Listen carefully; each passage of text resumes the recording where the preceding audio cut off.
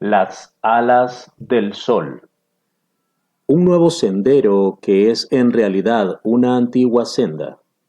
Aparte de las breves afirmaciones de los sabios talmúdicos sobre el sendero de la curación espiritual de la Torá, solo encontramos unas pocas y vagas alusiones en el Zohar y otros textos cabalísticos, al igual que dispersas referencias en posteriores comentarios bíblicos y talmúdicos, y en una variedad de historias y de otro material folclórico de diferentes partes del mundo judío. Fue el Rebbe Nachman de Breslau quien exploró este sendero plenamente y explicó su significado para nuestro tiempo. El Rebbe Nachman nació en el año 1772. Su corta vida de 38 años abarcó la declaración de la independencia de los Estados Unidos, la Revolución Francesa, las guerras napoleónicas y el comienzo de la Revolución Industrial, eventos y procesos convulsivos que iniciaron olas de cambios políticos, sociales, económicos e ideológicos que desde entonces se han difundido por el mundo entero. El colapso de la fe. Al igual que el desmoronamiento de los antiguos regímenes de reyes y señores feudales por toda Europa, también sucedió lo mismo con todo el marco de creencias y valores sobre los cuales la gente había basado su vida hasta ese momento. Hasta finales del siglo XVIII, la validez de las creencias religiosas aún era algo no cuestionado por la vasta mayoría de la gente. Es verdad que los filósofos y los científicos de la era de la razón ya habían tomado puntos de vista que se alejaban de la fe tradicional. Había pasado más de un siglo desde que René Descartes propuso que el universo entero podía ser explicado de manera mecánica y que todos los objetos naturales no eran otra cosa que máquinas, incluyendo el organismo humano. Si todo está determinado causalmente, ¿qué lugar queda para la libertad y la moral humana? Tales ideas eran moneda corriente entre los ilustrados de Francia, pero solo fue hacia el final del siglo XVIII, junto con el fermento social iniciado por la Revolución Francesa, que comenzó a penetrar en la conciencia de un público más amplio. ¿Cómo afectaría la nueva manera de pensar a los judíos?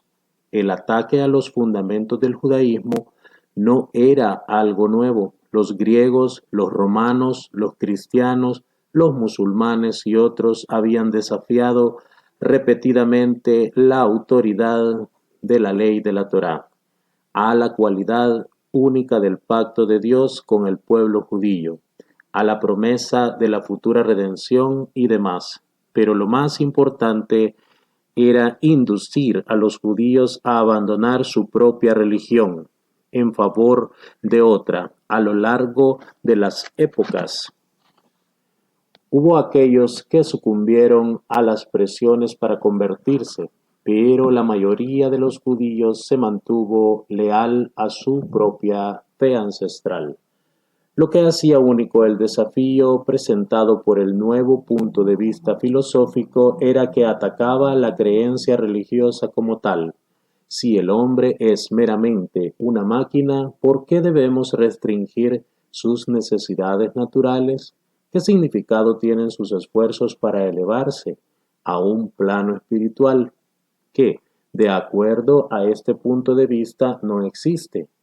A diferencia de los cristianos y los musulmanes, los apóstoles de la nueva filosofía no estaban tratando de forzar a los judíos a abrazar una religión ajena, estaban invitándolos a liberarse de las obligaciones religiosas como tal y a ser libres. La invitación era mucho más atractiva por la promesa de que, si los judíos descartaban las prácticas que los separaban de los demás, podrían entrar en la sociedad en términos igualitarios como todos los demás y escapar de la discriminación, de la humillación y de la persecución que habían sido lo común en el exilio.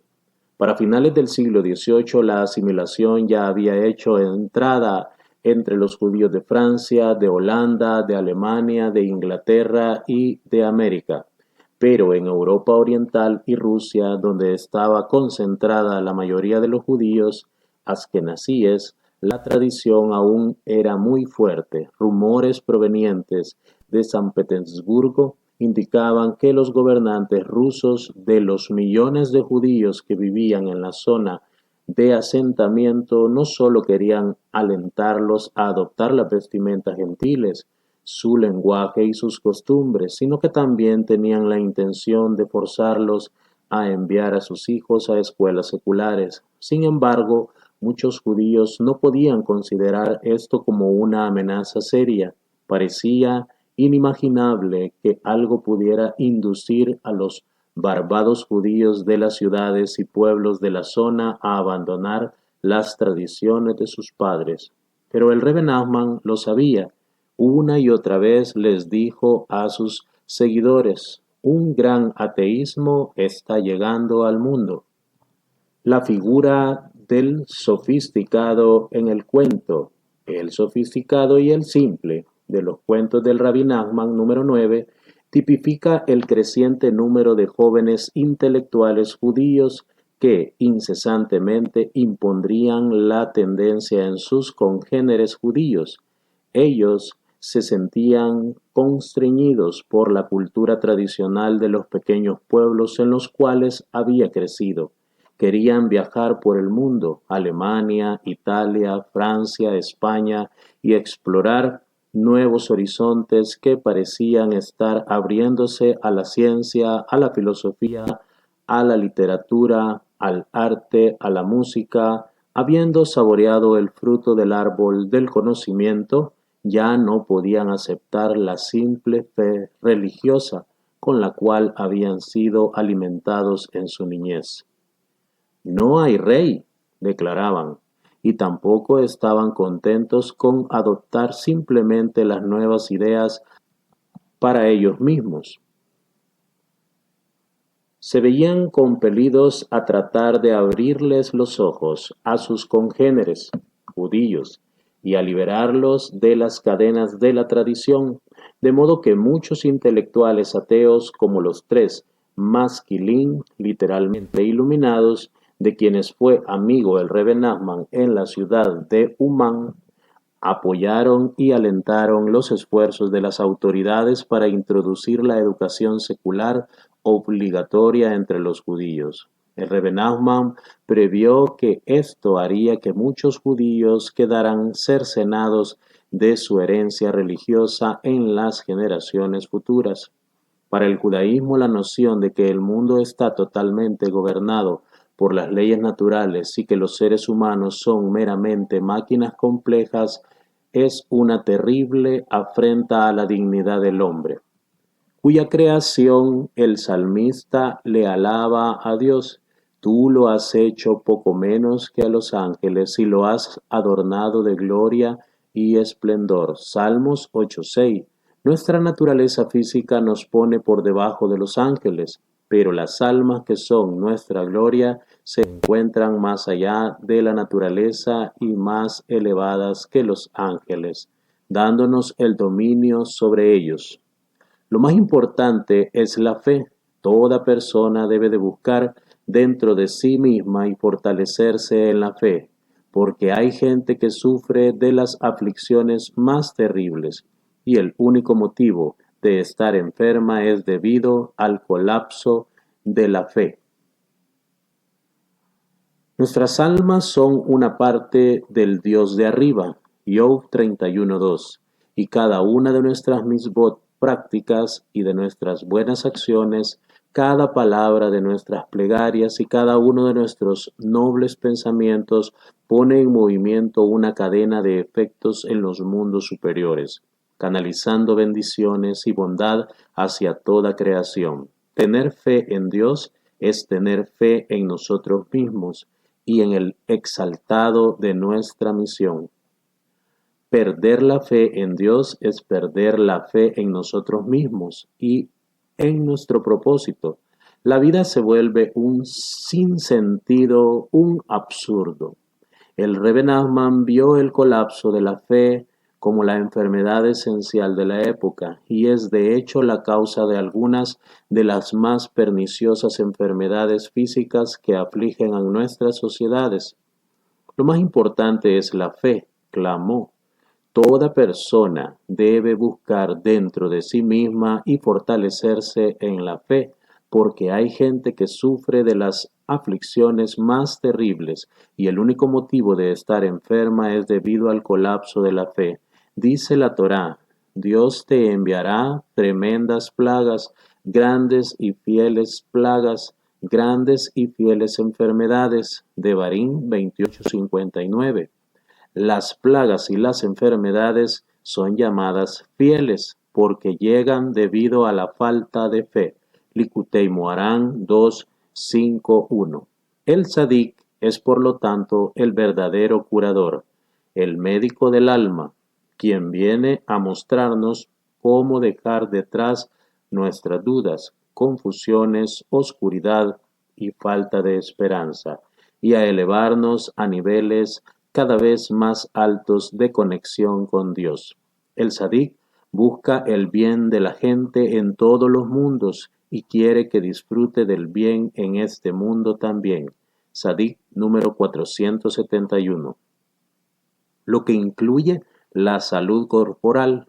El cuerpo del judío es muy valioso dado que es necesario para el cumplimiento de las mitzvot prácticas, de lo cual depende la rectificación del mundo entero. Toda persona debe cuidar muy bien su cuerpo físico. Likutei Moharán 1:22-5. Pero la clave para la salud del cuerpo es la salud del alma, porque es el alma la que le da vida al cuerpo. He puesto a Dios constantemente delante de mí. Fue precisamente 12 años después del fallecimiento del Baal Shem Tov que su nieto, el Rebbe Nachman, llegó al mundo en el año 1772. Nació en Metzebot, en la misma casa que había vivido su bisabuelo. El padre de Rebbe Nachman fue Rabbi Simcha, hijo de Rabbi Nachman Horodenker, uno de los discípulos más cercanos del Baal Shem Tov. La madre del Rebbe Nachman fue Feiga, cuya madre, Odil, fue la única hija del Baal Shem Tov. Desde su más temprana edad, el Rebbe Nachman estuvo rodeado por la influencia del Baal Shem Tov. Los seguidores de este solían visitar regularmente Metzebot para orar en su tumba y en general se quedaban en la casa de los padres del Rabbi Nachman. De modo que el joven Rabbi Nachman pudo ver a muchas de las más notables luminarias del movimiento hasídico y empaparse de la tradición de ellos. Las historias que oyó lo inspiraron a dedicarse completamente al servicio de Dios. Siendo un niño, el Rebbe Nachman quiso cumplir con el versículo «He puesto a Dios constantemente delante de mí». Salmos 6:8. Trataba de imaginar el nombre de Dios delante de sus ojos incluso mientras estudiaba con su tutor, y a veces estaba tan absorbido que no sabía sus lecciones, produciéndole un gran enojo a su maestro. Siendo niño, el Rebbe Nachman quiso desapegarse totalmente del mundo material. A la edad de 6 años decidió que su primer paso sería dejar de sentir placer con la comida. Comprendiendo que aún estaba creciendo y que no podía dejar de lado sus comidas regulares, solía tragar el alimento sin masticarlo, para no derivar placer alguno de él. Continuó haciendo esto hasta que su garganta quedó totalmente inflamada. Ya en esa edad solía visitar constantemente la tumba del Baal Shem Tov, pidiéndole que lo ayudara a acercarse a Dios. Solía ir allí de noche incluso durante las grandes heladas del invierno. Después de dejar la tumba, en lugar de sumergirse en la mikve, en el baño ritual, cubierta, solía hacerlo en la mikve exterior, aunque estaba completamente helado por el viaje. Se esforzaba en hacer esto para obtener un total control de sí mismo. Alabanza del Sadik número 1-2, número 19. A la edad de 13 años, el Rebbe Nachman se casó con Sashia, la hija de Efraín de Osatín, y durante los siguientes 5 años vivió en la casa de su suegro en Osatín, en Ucrania Oriental, donde continuó con sus estudios y devociones. Pasaba largos períodos en las colinas y en los bosques. Se dedicó a extensos ayunos, en general de un Shabbat a otro, persistiendo pese a una extrema debilidad. A la edad de 18 años se mudó de la casa de su suegro y fue al pueblo cercano de Medvedevka, donde vivió durante los siguientes 10 años. Pronto atrajo un grupo sustancial de seguidores que incluía hombres que eran líderes de por sí, tales como el rabí Yeudel de Dasher y un gran cabalista, y el renombrado rabí Icutiel Magid de Terjovitza, quien había sido uno de los más importantes discípulos del Magid de Mesritz, y que ahora era un hombre mayor con autoridad sobre una región de más de 80 pueblos y villorríos. Fue desde Medvedevka que el Rebbe Nachman salió para su peregrinación a Tierra Santa.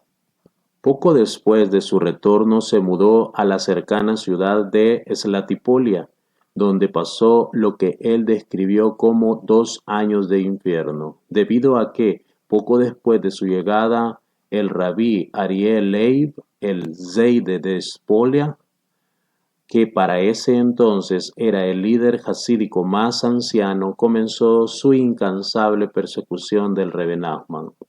En el otoño del año 1802, el Rebbe Nachman, entonces de 30 años de edad, se mudó más hacia el oeste, al pueblo de Breslau, en donde se le unió inmediatamente el joven rabí Natán Sternhardt, 8 años más joven que él, y quien se volvió su discípulo más cercano, y quien registró casi todas sus enseñanzas. El Rebbe Nachman pasó la mayor parte de los siguientes 8 años en Breslau, antes de mudarse definitivamente a la ciudad de Uman, donde falleció el día 8 de Tishrei del 5571, un 16 de octubre de 1810. Ascetismo y más allá. Mucha gente encontrará perturbadoras las prácticas ascéticas del Rebbe Nachman: comer sin masticar, sumergirse en el agua helada y extensos ayunos son difícilmente prácticas que la mayor parte de la gente de hoy consideraría como conducentes a una salud sólida y robusta, incluso en un adulto y menos aún en un niño de 6 años. No es de sorprenderse que el Rebbe Nachman fuera muy delgado y que uno de los médicos que lo vio durante su última enfermedad comentara que, por naturaleza, tenía un cuerpo fuerte y saludable, pero que lo había quebrado con sus devociones. ¿Son estos los ejemplos del sendero hacia la salud que el Rebbe Nachman está recomendando? La única manera de comenzar a comprender tales prácticas es en el contexto de la traducción judía del ascetismo, tal cual se expresa en la literatura devocional, en la que estuvo inmerso el mismo Rebbe Nachman desde su infancia. Obras como el Reshit Jochma del Rabí Eliyahu de Vidas, que el Rebbe leyó una y otra vez, enseñan que mientras que el cuerpo es el medio a través del cual el alma logra su propósito en este mundo, los deseos de gratificación corporal, más allá de lo que es necesario para el funcionamiento normal, son un obstáculo al crecimiento espiritual y deben ser dominados. Pero ¿qué es un funcionamiento normal? ¿Hasta dónde uno debe llegar negando los apetitos del cuerpo? Hablando de manera estricta, el judío solo está obligado a abstenerse de lo que está prohibido por la ley de la Torá. Para el resto puede ser indulgente con todos los placeres permitidos, pero el buscador espiritual pronto llega a comprender que la búsqueda de la gratificación física interfiere con la búsqueda de la espiritualidad. Cuanto más elevados sean los niveles de percepción espiritual y de inspiración divina a los que uno aspire, mayor será el requerimiento de dominar al cuerpo. El Rebbe Nachman buscó seguir el sendero cabalístico de la devoción en grado último, incluso al punto del autosacrificio. Para aquellos que están fuertemente apegados a los placeres físicos, el ayuno y otras formas de autonegación parecen nada más que una receta para el sufrimiento. Sin embargo, esa no es necesariamente la manera en que son experimentados por los adeptos espirituales. En su cuento El Señor de la Plegaria, el Rebbe Nachman nos habla del grupo de discípulos del Señor de la Plegaria, que pasaba el tiempo dedicado solo a la plegaria, a la canción y a la alabanza a Dios.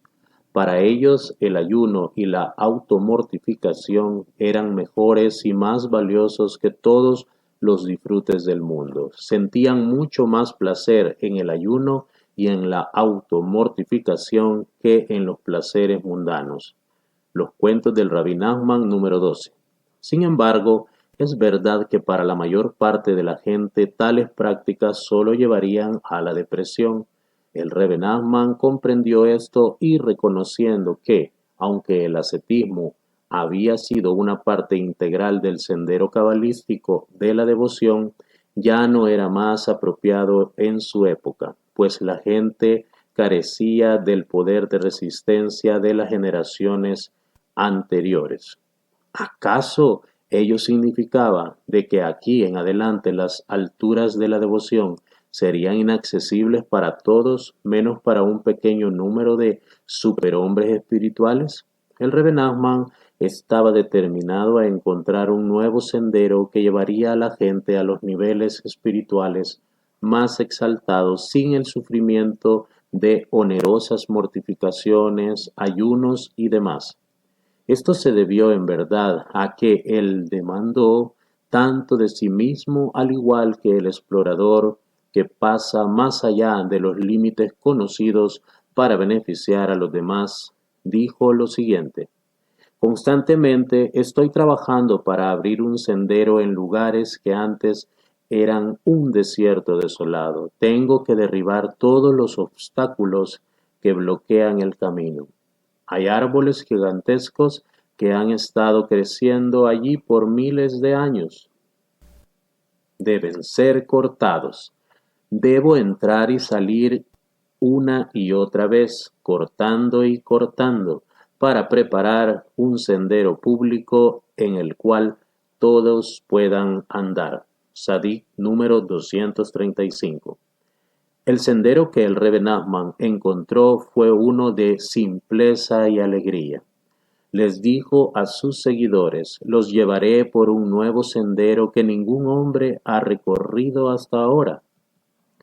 Es en realidad un antiguo sendero y aún así es completamente nuevo. Sadik número 264. El sendero del Rebbe Nachman no se aleja en un solo detalle del código de la ley judía. El punto es vivir ese código como un camino vital y alegre de crecimiento espiritual y de una cada vez más profunda conexión con Dios.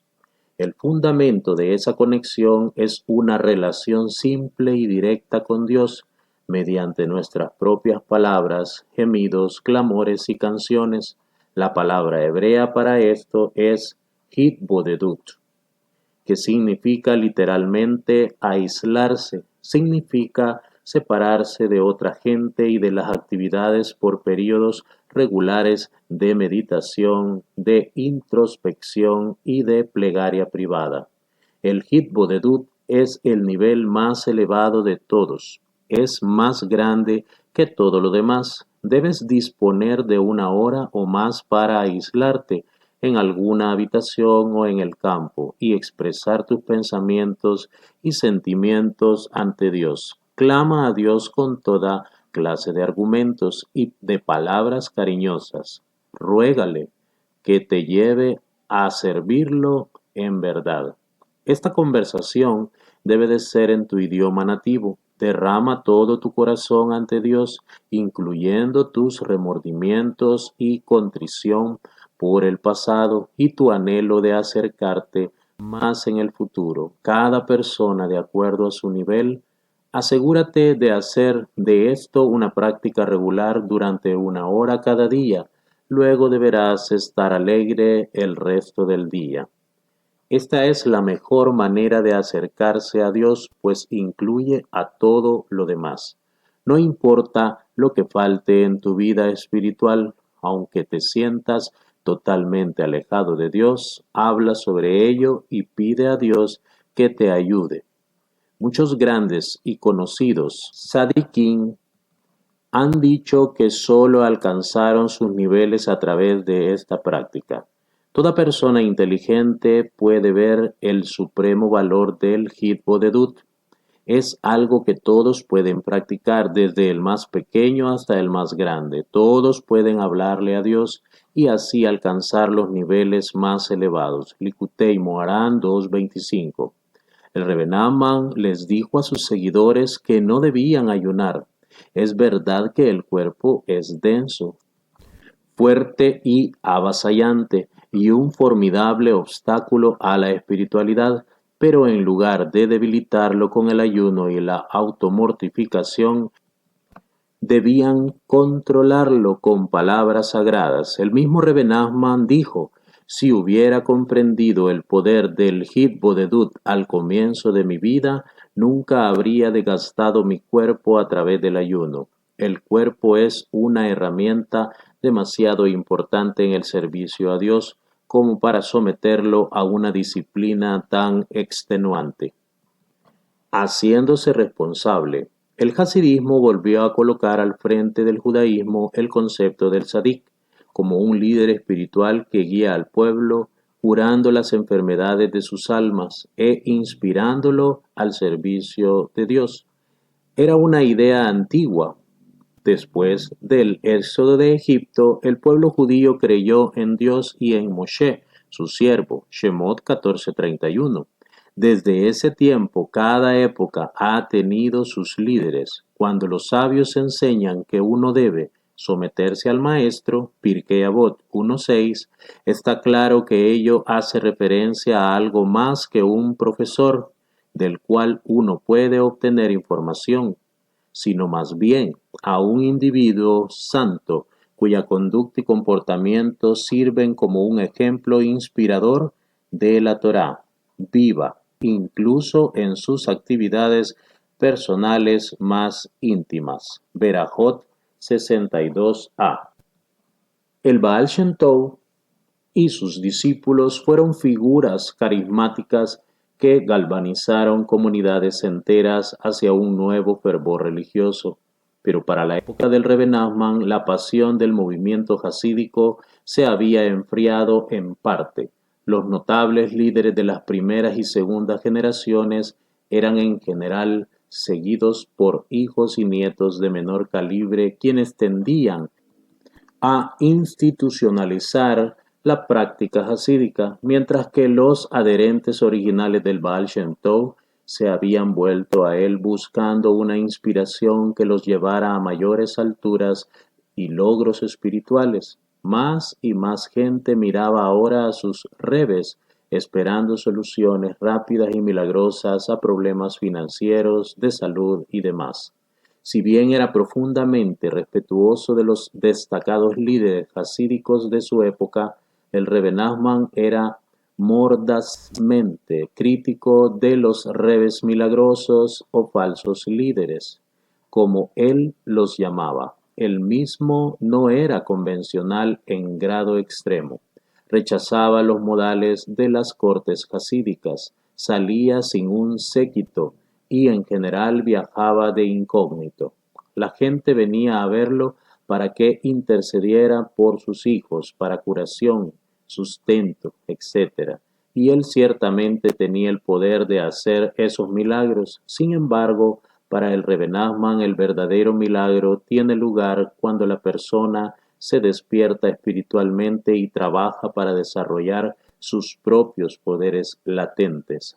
Cierta vez le dijo el Rebbe Nachman a sus seguidores: la única cosa que me da placer es cuando veo a alguno de ustedes mostrando su apego a la Torá y al servicio a Dios. Yo podría haber sido un famoso líder como todos los otros rebes cuyos hasidim van a verlos sin saber para qué lo hacen. Vienen y van y no tienen idea de por qué. Pero yo nunca quise nada de esto. Mi sola preocupación es hacer que ustedes se acerquen a Dios. Si quieren saber qué es lo más valioso para mí, es cuando veo al más pobre de los mendigos andando con un desgarrado sombrero, con gastadas vestimentas y rotos zapatos sirviendo a Dios. Les ruego sean buenos judíos. Sadik número 335. Si el Rebbe Nachman enfatizó la importancia de apegarse al Sadik, no fue como un mediador, que podría de alguna manera liberarnos de la responsabilidad de llevar a cabo nuestro propio trabajo espiritual. El papel del Sadik es enseñarnos qué hacer y cómo, dejando que nosotros lo realicemos. El apego al Sadik significa dejar de lado ideas preconcebidas sobre cómo encontrar a Dios y someterse a las enseñanzas del Sadik, sumergirse en ellas, meditarlas y, lo más importante, ponerlas en práctica, aunque seamos incapaces de ver a dónde llevan, al igual que un paciente que persiste en seguir al pie de la letra las prescripciones de un médico confiable, aunque el tratamiento sea a veces amargo y prolongado. La lengua del sabio trae curación. El Rebbe Nachman nunca escribió una presentación sistemática del pensamiento jasídico. Enseñó un sendero, pero su manera de comunicarlo fue hablando cara a cara con sus seguidores. Solía conversar con ellos, dar discursos, decir concisos aforismos y contar parábolas y cuentos sobre princesas, gigantes, mendigos, demonios, piedras mágicas, exóticos viajes por mar, diálogos entre el sol y la luna.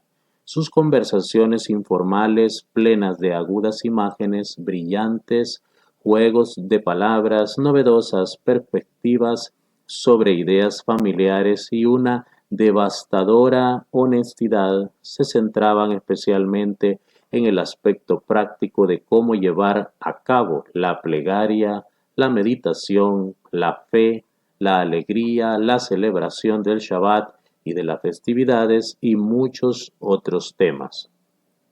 5 o 6 veces al año los seguidores del Rebbe se reunían con él, especialmente en Rosh Hashanah, el año nuevo judío. Entonces solía dar discursos más formales en general durante varias horas. Sus discursos de Torá, que fueron transcriptos por el Rabí Natán, se encuentran recopilados en el Likutei Moharan. Cada uno de ellos es de por sí una enseñanza particular que explora una específica faceta del viaje espiritual. ¿Qué debemos hacer para que nuestras plegarias sean aceptables? ¿De qué manera podemos alcanzar en un arrepentimiento perfecto? ¿Cómo podemos aceptar que todo lo que nos sucede es para bien? ¿Cómo podemos saborear la luz interior de la Torá? ¿Cuál es el sendero hacia la paz interior y la paz universal? Estos son algunos de los muchos temas de sus enseñanzas. En cada discurso, el Rebbe Nachman elucida los pasos prácticos que llevan al objetivo espiritual del cual se trata. Con la mayor sutileza construye el discurso bloque tras bloque, explicando una idea, introduciendo una segunda idea y mostrando su conexión con la primera, luego trayendo una tercera, más tarde una cuarta y así en más, hasta que se revela una asombrosa construcción, un sendero espiritual completo en cada vuelta del argumento. El Rebbe Nachman trae textos de apoyo provenientes de toda la Biblia, del Talmud, de los Midrashim, de los códigos, del Zohar y de la Cábala luriánica. Su utilización de esas fuentes es tan novedosa como brillante, pero su propósito no es demostrar acrobacias con la Torá, sin elucidar los fundamentos de lo que son primero y, ante todo, senderos prácticos espirituales. Explicando el oficio del sabio de la Torá, dice el Rebbe Nachman, todas las medicinas se hacen combinando específicas cantidades de diversas hierbas medicinales, que entonces son machacadas y hervidas. Cada hierba tiene sus propias y únicas propiedades y es necesario combinar varias hierbas para producir los compuestos que tienen el poder de curar la enfermedad. En otras palabras, el poder de un medicamento deriva de la manera en cómo está compuesto. Esto le da un nuevo poder por sobre las propiedades y las hierbas individuales de las cuales está compuesto. Solo a través del poder del compuesto se cura la enfermedad. Por ese motivo, el médico tiene que ser un experto que conozca cómo producir el compuesto adecuado. Aquel que no es experto puede tomar hierbas con poderes curativos y aún así no lograr nada, pues no sabe cómo combinarlas. De la misma manera, la Torá tiene una cura para todas las cosas, como está escrito. Ella es una cura para toda su carne. Proverbios 4:22. Pero solo los sabios de la generación comprenden la Torá, pues a ellos se les ha confiado la llave para su interpretación. Las 13 reglas mediante las cuales se expone la Torá, a partir de la Torá misma es imposible comprender nada sin la guía de los sabios de la generación, quienes explican el verdadero significado, porque la Torá es pobre en un lugar y rica en otro. Los sabios seleccionan, mezclan y combinan enseñanzas de Torá, utilizando lo que se dice en un lugar para dar luz al significado de algo dicho en otra instancia. De acuerdo con las 13 reglas, subtraen de un lugar y agregan en otro para descubrir el verdadero significado. Baba Batra 111b. Incluso, aunque la Torá dice tal y tal cosa, ellos quitan una letra o una palabra aquí y la agregan en otra parte, interpretando la Torá de acuerdo con lo que ellos saben por tradición. Este es el motivo por el cual aquel que desprecia a un sabio de la Torá no tiene cura para sus heridas. Shabbat 119b. Pues la cura que viene de la Torá solo puede ser recibida a través de los sabios de la generación, a quienes se les ha confiado el poder de interpretar la Torá. Ellos saben cómo combinar las letras de la Torá y, como se explicó más arriba, el poder de todo medicamento depende de cómo están combinados los ingredientes. Por lo tanto, el poder curativo de la Torá depende de los sabios de la generación. Es a través de su conocimiento sobre cómo interpretar la Torá y combinar sus letras que todos los compuestos de hierbas medicinales que dependen de la Torá reciben su poder. Lo más importante es tener fe en los sabios y asegurarse de prestarles el debido respeto, honor y reverencia. Aunque la persona considere que algo que ellos enseñan es incompatible con lo que le parece que está dicho explícitamente en la Torá, si piensa que están contradiciendo la Torá, Dios no lo permita. Igualmente debe tener fe en que son ciertamente correctos y que sus enseñanzas están de completo acuerdo con la Torá, pues la Torá les ha sido confiada a ellos. Por ejemplo, la Torá parece afirmar explícitamente que le dará al pecador 40 latigazos. Deuteronomio 25:3. Pero los sabios enseñan que la pena consiste de 39 latigazos y no más. Makot 22b. Pues los sabios sabían, de acuerdo con las reglas de interpretación que recibieron por tradición, que el número requerido de latigazos era 39. Uno debe, por lo tanto, tener fe en los sabios y dejar de lado sus propias opiniones. Es necesario apoyarse solo en los sabios, pues a ellos les ha sido confiada la interpretación de la Torá. Likutei Moharan 1:57 final. Amigos, Hashem